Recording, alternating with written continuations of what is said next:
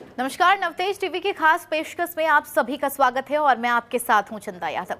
वास्तुशास्त्र प्रकृति और ऊर्जा के नियमों पर आधारित भारतीय संस्कृति का एक प्राचीन विज्ञान है, जिसे अधिकांश हिंदू धर्म में लोग घर बनाते या घर में चीजें व्यवस्थित करते समय ध्यान में रखा जाता है। इसका उद्देश्य प्राकृतिक और उपयोगितापूर्ण शक्तियों का संचार और संतुलन सुनिश्चित करना है। यह शास्त्र मानता है कि प्राकृतिक ऊर्जा के सही तरीके से इस्तेमाल से घर में सुख, शांति और समृद्धि होती है। आज का हमारा विषय यही है, यानी कि वास्तु, खास करके आपके मास्टर बेडरूम का। इस पर हम चर्चा करेंगे। इसके लिए हमारे स्टूडियो में मौजूद है योगेश व्यास, जो कि डॉक्टर हैं और एक मशहूर एस्ट्रोलॉजर भी हैं। बहुत बहुत स्वागत है आपका योगेश व्यास जी हमारे स्टूडियो में। और सबसे पहले आपसे जानना चाहेंगे कि आज का हमारा टॉपिक है, हमारा विषय है मास्टर बेडरूम को लेकर, जो कई लोगों के मन में बहुत ज़्यादा सवाल होता है कि अपना मास्टर बेडरूम किस तरीके से बनाया जाए, किस दिशा में बनाया जाए। मास्टर बेडरूम घर का जो मुखिया रहता है उसका शयन कक्ष माना जाता है। तो घर के नैऋत्य कोण में, यानी कि जो दक्षिण पश्चिम का जो कोना है वो नैऋत्य कोण के नाम से जाना जाता है। तो मास्टर बेडरूम को उस नैऋत्य कोण में ही स्थापित करना चाहिए। मास्टर बेडरूम बनाते वक्त आपको कई चीज़ों का ध्यान रखना होता है, जैसे कि आज सबसे ज़्यादा परेशानी देखने को मिलती है एक आईना, जो शीशा है वो लगभग हर कमरे में आज स्थापित कर दिया गया है। तो मास्टर बेडरूम में इसका होना भी लाजमी है। तो जब शीशा लगाया जाता है किसी भी कमरे में, तो शीशे की विशेषता रहती है कि वो एनर्जी को रिफ्लेक्ट करता है। तो मास्टर बेडरूम में जब शीशा लगा है, बेड के सामने लगा है, तो व्यक्ति को एक तो नींद आने में परेशानी देखने को मिलेगी, कई बार रात को नींद का टूटना और मानसिक स्थिरता में कमी आपको देखने को मास्टर बेडरूम में अगर शीशा लगा है तो देखने को मिलती है। एक प्रत्येक रूम के साथ में एक अटैच्ड टॉयलेट का भी आज एक चलन है। तो ऐसी स्थिति में हम देखते हैं कि मास्टर बेडरूम जो आपने नैऋत्य कोण में बनाया है, तो उसमें जो टॉयलेट है वो भी आपको नैऋत्य कोण में, यानी कि दक्षिण पश्चिम कोने में ही लेके जाना होगा। टॉयलेट जब गलत दिशा में बना होता है तो उसका पूरा प्रभाव आपको घर के सदस्यों पर देखने को मिलेगा, और उसमें सबसे ज़्यादा जो प्रभाव है जो घर का मुखिया है वहाँ आपको देखने को रहेगा। टॉयलेट के अंदर अक्सर आज बड़े बड़े शीशे लगाए जाते हैं। शीशे का काम, जैसे मैंने बताया, कि एनर्जी को रिफ्लेक्ट करने का है। तो जब टॉयलेट के अंदर विद्यमान नेगेटिव एनर्जी उसमें गोल घूमेगी, तो जब गेट को खोला जाता है तो एनर्जी टॉयलेट की मास्टर बेडरूम में आ जाएगी, और अगर वहाँ भी शीशा लगा हुआ है तो एनर्जी लगातार गोल गोल अंदर ही घूमती रहेगी। तो आपको मानसिक शांति में काफ़ी कमी देखने को मिल सकती है। बुरा प्रभाव उसका आगे जाकर पड़ता है, क्योंकि लोगों को शुरुआती तौर पर ये पता नहीं होता है। जब घर बनाया जाता है, जब नक्शा तैयार हो जाता है, तो कई लोग ऐसा नहीं है कि वो जाते हैं वास्तु या फिर एस्ट्रोलॉजर के पास और वो नक्शे को दिखाएं। और कई बार ऐसा होता है कि घर बनने के बाद ऐसी स्थिति उत्पन्न हो जाती है, इतनी नेगेटिविटी हो जाती है कि उन्हें घर तोड़ना तक पड़ जाता है। हाँ, तो ऐसी स्थिति में आपको जरूर जो मेजर प्रॉब्लम्स हैं उनके लिए घर में उन चीज़ों को हटाना आवश्यक रहता है। मास्टर बेडरूम के आपको मैं एक प्रश्न और बता देता हूँ, आंसर अक्सर जो हमसे पूछा जाता है कि घर में कोई व्यक्ति घर को लीड कर रहे थे, अब वो रिटायर हो गए, या तो अपने व्यवसाय से या फिर अपनी जॉब से, तो जो बड़ा लड़का है अब वो उस मास्टर बेडरूम का यूज़ करना शुरू कर देता है। तो ये स्थिति ठीक नहीं है।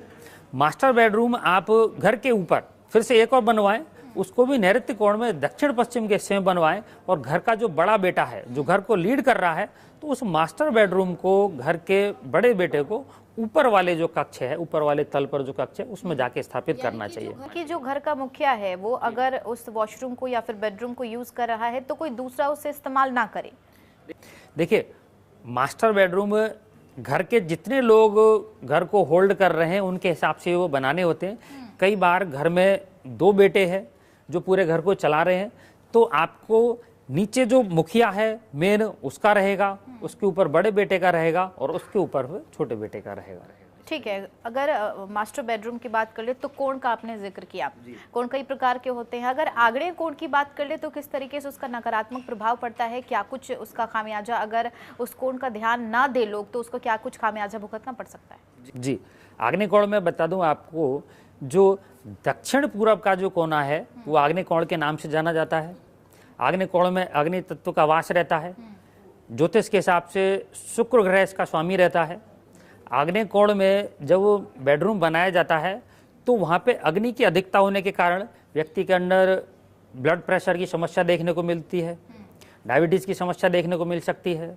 वहाँ पर नींद का कम आना, लोगों के अंदर ऊर्जा इतना ज़्यादा रहना कि विचारों के स्थिरता में कमी देखने को मिलती है। अगर मास्टर बेडरूम को आग्नेय कोण में स्थापित कर दिया जाए तो वहाँ पर जो कपल है उनके अंदर वैचारिक सामंजस्य में आपको काफ़ी कमी देखने को मिलेगी। इसलिए आग्नेय कोण में कभी भी मास्टर बेडरूम नहीं बनाना चाहिए। आग्नेय कोण में सोने पर व्यक्ति की दुर्घटनाओं की भी संभावना अक्सर बनी रहती है। आग्नेय कोण में यदि मास्टर बेडरूम बना लिया गया है तो पूरा प्रयास करें कि आपको अपने बेड को दक्षिण की दीवार की ओर खींच के लाना है, वहाँ उसको स्थापित करना है। आग्नेय कोण में आप सफ़ेद रंग का पेंट कराएं, जो पर्दे लगे हैं वो आप सफ़ेद रंग के कराएं। आग्नेय कोण में एक तो किसी भी कंडीशन में आईने का प्रयोग नहीं करना है। यानी कि आग्नेय कोण में खास करके रंग रोगन का भी ध्यान देना जरूरत है। वायव्य कोण की बात कर ले तो वायव्य कोण का किस तरीके से फल होता है? जी, उत्तर पश्चिम का जो कोना है वो वायव्य कोण के नाम से जाना जाता है। वायु उसका तत्व है कोने का और चंद्रमा इस कोने का स्वामी ग्रह माना जाता है। तो वायु हल्का है, चलायमान है, चंद्रमा भी चलायमान माना जाता है। तो इस कोने में जो लोग ट्रैवलिंग की जॉब करते हैं वो रह सकते हैं। जिन घरों में बच्चों की शादी में परेशानी आ रही है तो उन बच्चों को इस वायव्य कोण में सुलाना चाहिए, शादी के जल्दी योग बनना शुरू होते हैं। फैक्ट्रियों में भी जो बना हुआ कच्चा माल है उसको वायव्य कोण में स्थापित करना चाहिए, उसके जल्दी से निकलने की संभावनाएं बनती हैं। और जो आप देखते हैं शोरूम वगैरह, वहाँ भी जो चाहते हैं कि कोई महंगे जो आइटम है जिनको जल्दी निकल जाना चाहिए, अगर स्टॉक रहेगा तो परेशानी होगी, तो उनको भी वायव्य कोण में स्थापित करना चाहिए। एक तो ये बात करें यहाँ पे अपने बेडरूम की, तो बेडरूम अगर मास्टर बेडरूम अगर वायव्य कोण में बनाया जाता है तो व्यक्ति के अंदर स्थिरता की काफ़ी कमी देखने को मिलती है। वायव्य कोण में अगर दोष रहेंगे तो व्यक्ति को कोर्ट कचहरी से संबंधित परेशानियां देखने को मिलेंगी, स्वास्थ्य में भी आपको गिरावट देखने को मिलेगी। तो प्रयास करें कि वायव्य कोण में मास्टर बेडरूम या कोई बेडरूम नहीं बनाया जाए। और घर के जो लोग विदेश जाके नौकरी करना चाह रहे हैं या घर से दूर जाके नौकरी करना चाह रहे हैं, जैसे मैंने बताया कि वायव्य कोण में रहने में व्यक्ति के अंदर स्थिरता की काफ़ी कमी देखने को मिलती है, तो वो व्यक्ति जो नौकरी के लिए बाहर जाना चाहते हैं, विदेश जाना चाहते हैं, उनको वायव्य कोण में स्थापित करें। और जिनकी शादियों में परेशानी आ रही उनको वायव्य कोण में स्थापित किया जा सकता है। ठीक है योगेश जी, आग्नेय कोण, वायव्य कोण, दो कोण की हमने बात की, और ऐसे कौन से कोण होते हैं और किस तरीके से उसका प्रभाव होता है? वास्तु के अकॉर्डिंग 10 दिशाएं हैं, 8 कोण है।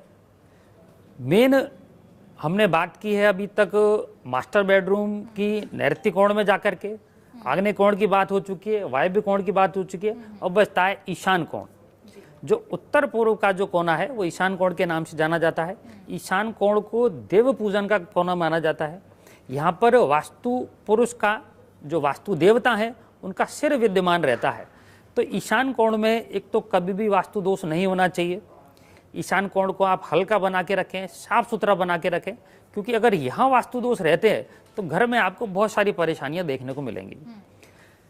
ईशान कोण में मैरिड कपल को अपना बेडरूम कभी नहीं बनाना चाहिए, या घर के वो लोग जिनकी शादी हुए काफ़ी समय हो गया लेकिन वृद्धावस्था में नहीं पहुँचे तो उनको भी वहाँ पे बेडरूम नहीं बनाना चाहिए। ईशान कोण में जब बेडरूम बनाया जाता है तो संतान की प्रगति को लेकर परेशानी देखने को मिलती है, आर्थिक समस्याएं देखने को मिलती है, क्योंकि जो ईशान कोण है वो देव पूजन का कोना है, वो वहाँ पर उसको बेडरूम बनाना शुभ नहीं माना जाता है। ईशान कोण में आप बच्चों का बेडरूम बना सकते हैं, या वो लोग जो अध्यात्म से जुड़े हुए हैं और एक उम्र के बाद में वानप्रस्थ आश्रम में जा चुके हैं तो वो लोग ईशान कोण में जाके स्थापित हो सकते हैं। बाकी के जो कपल हैं उनको ईशान कोण में अपना बेडरूम नहीं बनाना चाहिए। उसको धन को लेके, मानसिक शांति को लेके, आर्थिक समस्याएं हमको देखने को मिल सकती है। ठीक है, मेरा अगला सवाल भी कपल से रिलेटेड था कि अगर बात कर ले कपल के बेडरूम को लेकर, तो उन्हें वास्तु को लेकर अपने बेडरूम का किस तरीके से ध्यान रखना चाहिए, कैसा होना चाहिए, कौन सी दिशा में होना चाहिए, और ऐसी कौन सी चीजें हैं जो उनके बेडरूम में नहीं होनी चाहिए? देखिए, न्यू कपल को लेके कई बार ये चीज़ें देखने को मिलती है कि भाई घर का एक कमरा है काफ़ी समय से खाली है, तो बच्चे की शादी हो रही है, इस कमरे में बच्चे को शिफ्ट कर दिया जाए, तो न्यू कपल को भी घर के नैऋत्य कोण में यानी कि दक्षिण पश्चिम कोने में स्थापित किया जाए तो काफ़ी ठीक रिजल्ट देने वाला माना जाता है।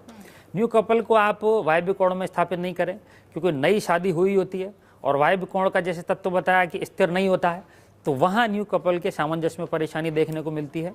न्यू कपल को आप नैऋत्य कोण में स्थापित करें, उनके कमरे में जाले, सीलन, पुराना पेंट, ये व्यवस्था नहीं होनी चाहिए। न्यू कपल को किसी भी कंडीशन में, जैसे मैंने बताया, कि ईशान कोण में कभी भी नहीं रखना चाहिए, क्योंकि ईशान कोण देव पूजन का कोना है। वहाँ न्यू कपल अगर रहते हैं, एक तो वहाँ पर आपको संतान में परेशानी मिलेगी, काफ़ी समय तक संतान की उत्पत्ति नहीं हो पा रही है, ईशान कोण से आपको उनको हटाना होगा। कई बार देखने को मिलता है कि ईशान कोण में न्यू कपल के रहने पर जो कन्या संतान है उसकी अधिकता आपको देखने को मिलेगी। जो लड़का है, जो मेल चाइल्ड है, उसकी आपको परेशानी देखने को मिलेगी। कई बार संतान पैदा हो जाती है, लेकिन संतान के स्वास्थ्य में परेशानी देखने को मिलती है। तो न्यू कपल का जो बेडरूम है वो ईशान कोण में नहीं बनाना चाहिए। आगे चलें कि न्यू कपल का बेडरूम कभी आग्नेय कोण में भी नहीं बनाना चाहिए। आग्नेय कोण में अग्नि तत्व का वास रहता है, तो वहाँ उनके आपसी सामंजस्य में काफ़ी परेशानी देखने को मिलती है।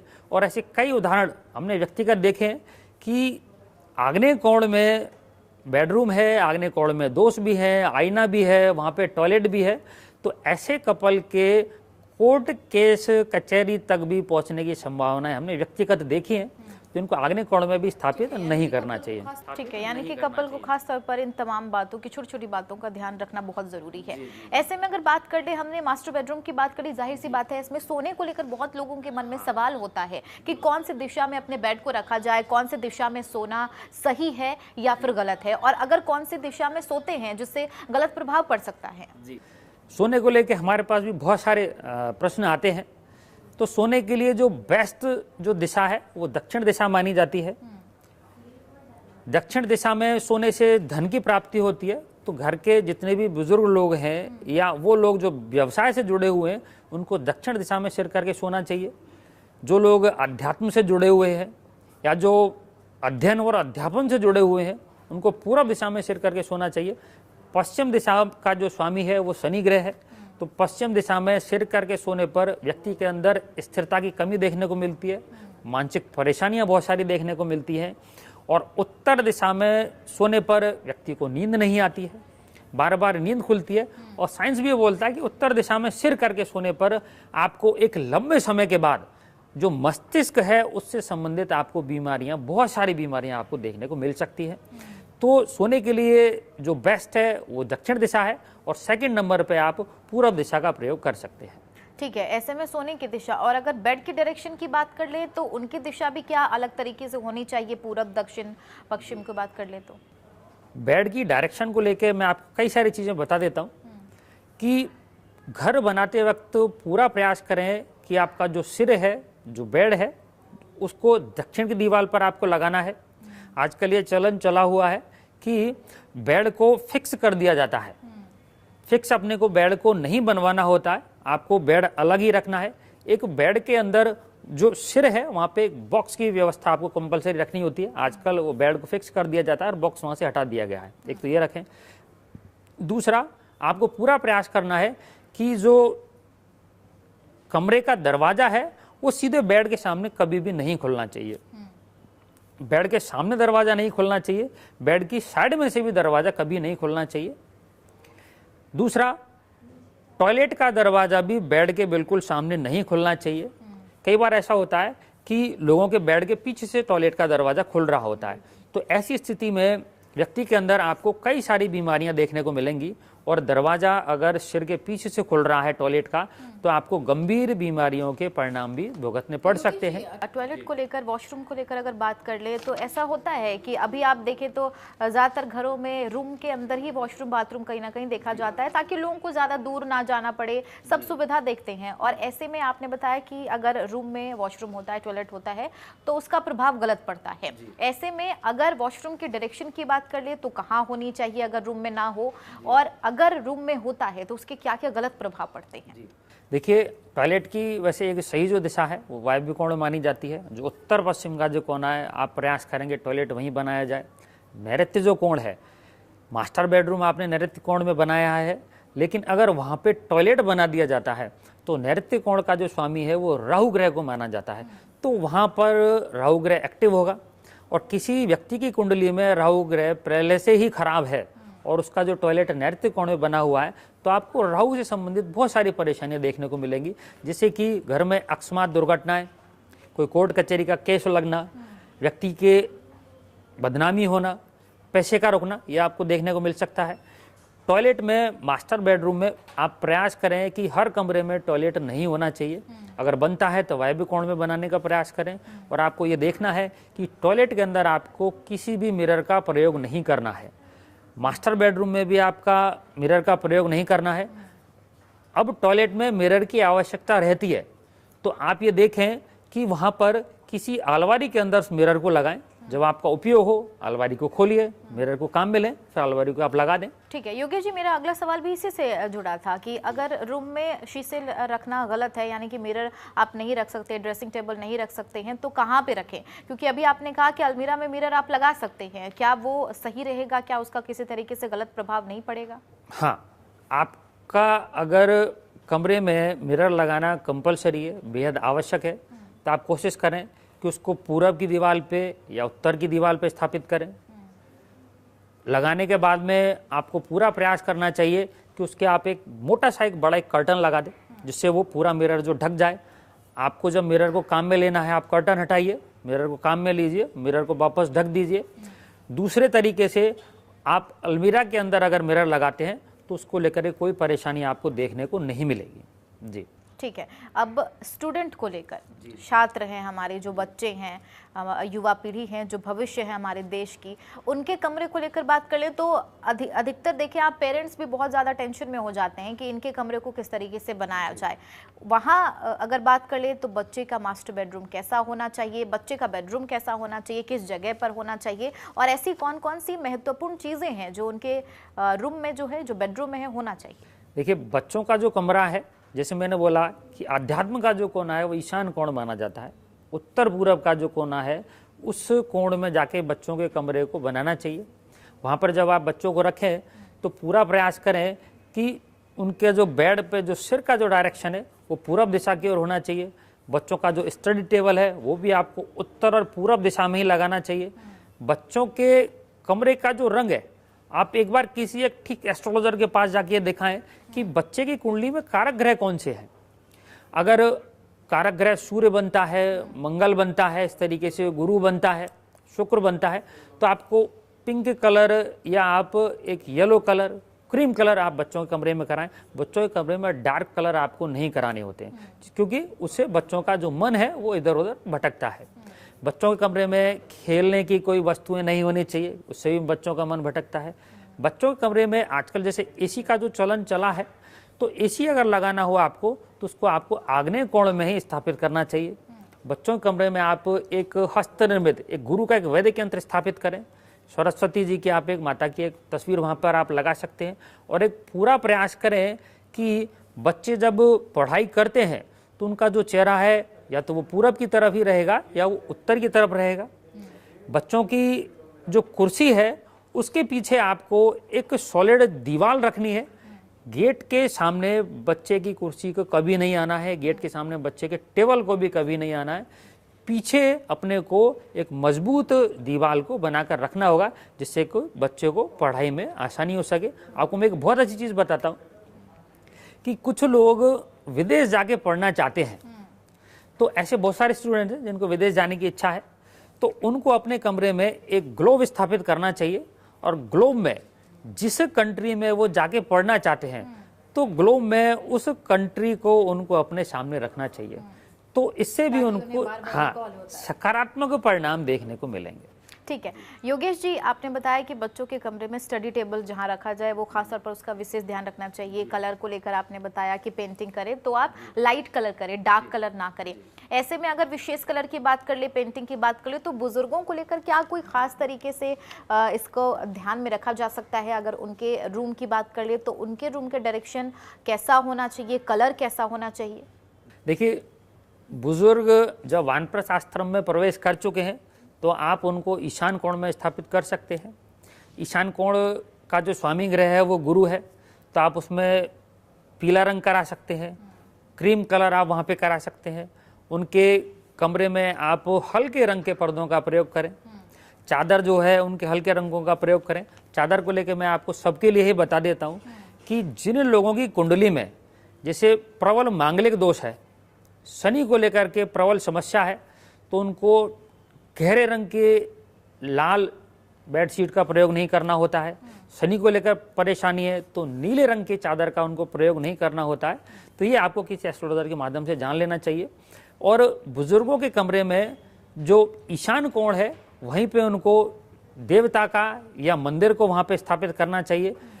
कई बार देखने में आता है कि कुछ लोग अपने बेडरूम में मंदिर की स्थापना कर लेते हैं, जो कि बेहद खराब माना जाता है। ऐसी स्थिति में आप उनके घर में मानसिक परेशानी के साथ भी जो आपसी सामंजस्य में उसमें आपको परेशानी देखने को मिलेगी। ठीक है, यानी कि खास तौर पर हमें कलर और अपने बेडशीट, चादर, ये सब तमाम चीज़ों का भी ध्यान रखना है। आपने राशि को लेकर बताया, क्या विशेष राशियों के लिए विशेष तरीके का कोई वास्तु है क्या? अगर विशेष तरह के अगर बात कर ले, किसी का मीन है, किसी का कर्क है, वो राशि की अगर बात कर ले तो उनका बेडरूम क्या कोई खास तरीके से होना चाहिए? क्या कुछ बातों का उन्हें ध्यान रखना चाहिए? देखिए, राशि के अनुसार बेडरूम के कलर की हम बात कर सकते हैं।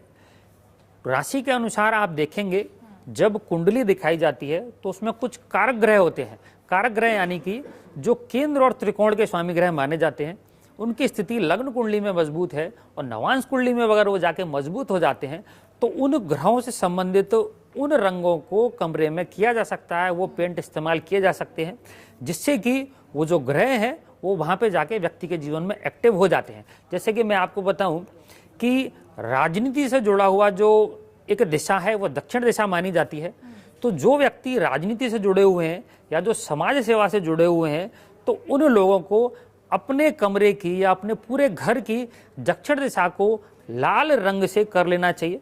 या तो आप वहाँ पे लाल पेंट करा दें, नहीं तो आप लाल वॉलपेपर का भी आप प्रयोग कर सकते हैं। तो जब वो दिशा एक्टिव होगी तो व्यक्ति को राजनीति में या व्यवसाय में काफी सारे सकारात्मक परिणाम देखने को मिलेंगे। घर का जो मुखिया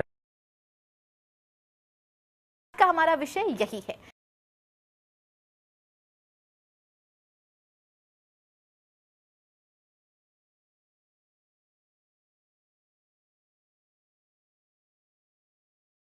किस दिशा में बनाया जाए।